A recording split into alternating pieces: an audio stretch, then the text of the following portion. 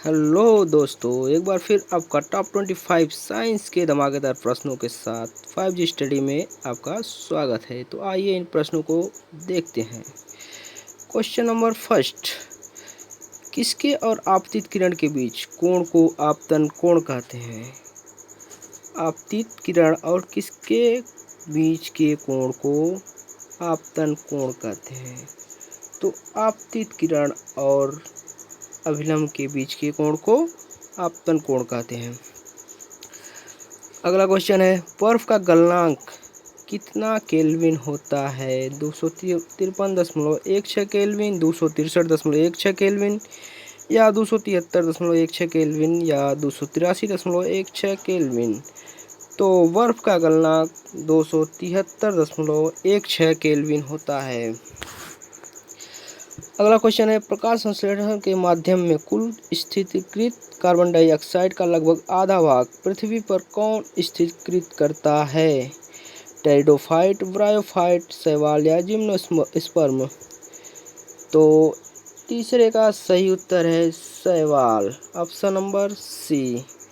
अगला क्वेश्चन है, टिड्डी, तितली, बिच्छू और झींगा सभी किस संघ के उदाहरण हैं? टिड्डी, तितली, बिच्छू और झींगा किस संघ के उदाहरण हैं?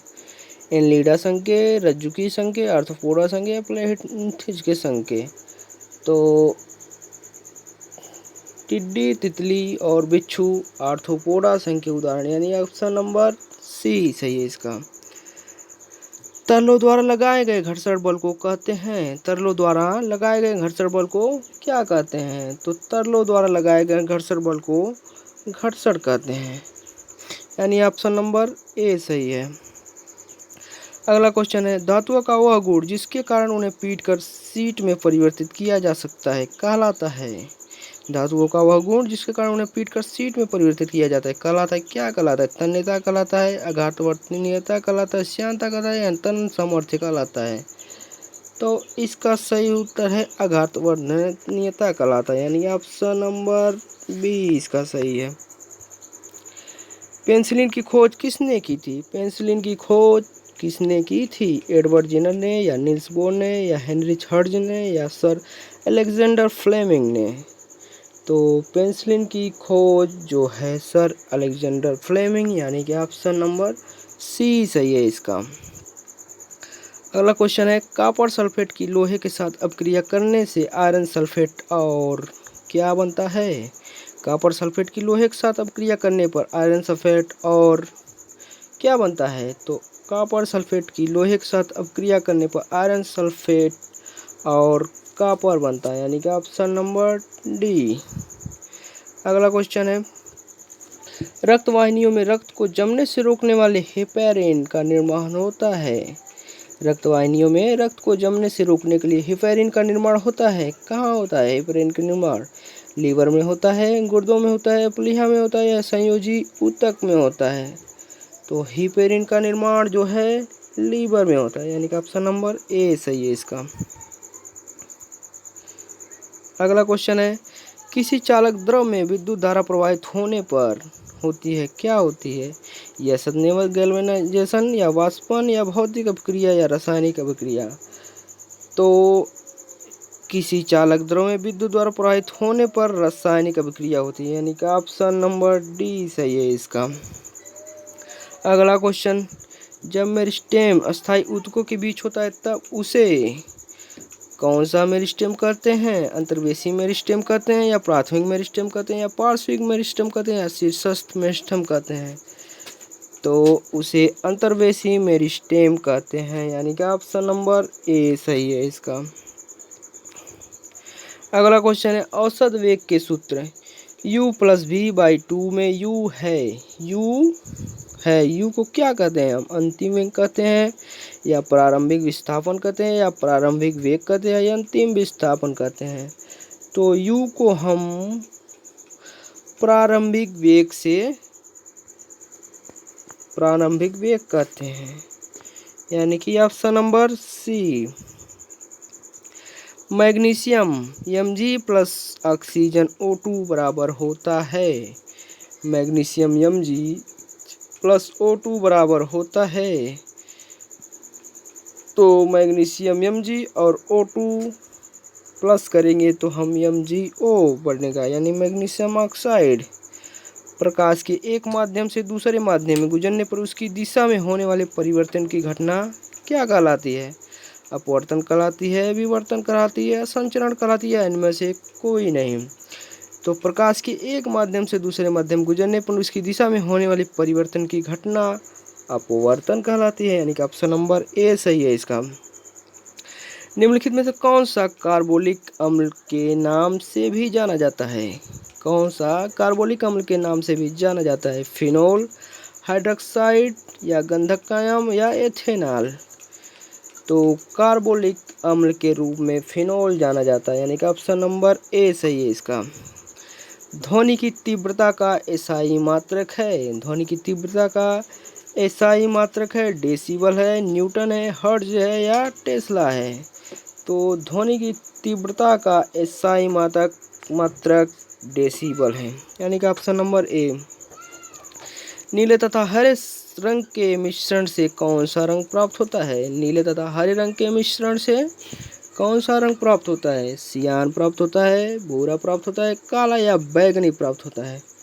तो नीले तथा हरे रंग के मिश्रण से सियान रंग प्राप्त होता है। अगला क्वेश्चन है,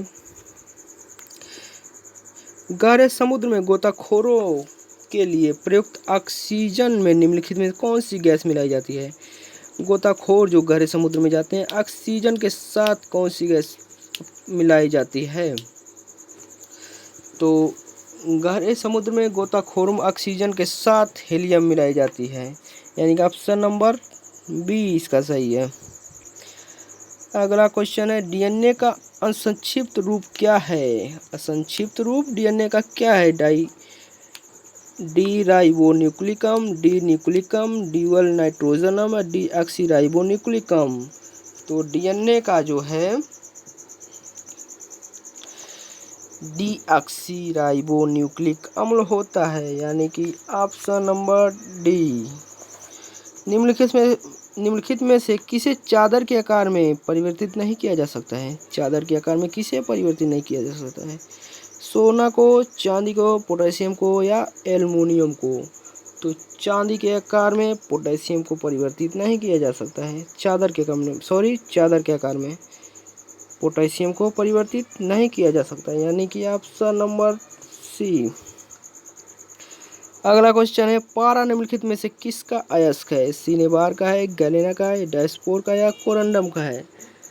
तो पारा निम्नलिखित में से सिनेबार का अयस्क है, यानी ऑप्शन नंबर ए सही है इसका। निम्नलिखित में कौन सी बीमारी असंक्रामक प्रवृत्ति की है? कौन सी बीमारी असंक्रामक प्रवृत्ति की है? हैजा है, चेचक है, क्षय है या कर्क रोग है? तो जो है कर्क रोग असंक्रामक, यानी कि इससे संक्रमण नहीं फैलता, कर्क रोग है, यानी कि ऑप्शन नंबर डी। प्रकाशित तंतु निम्नलिखित में से प्रकाश की किस सिद्धांत पर कार्य करता है? प्रकाशित तंतु प्रकाश के किस सिद्धांत पर कार्य करता है?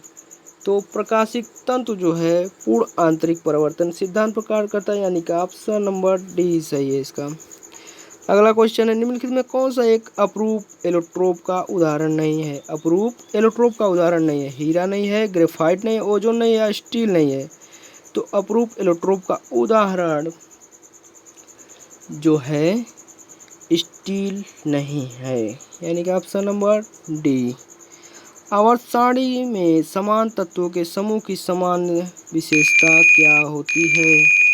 आवर्त सारणी में समान तत्वों के समूह की समान विशेषता क्या होती है?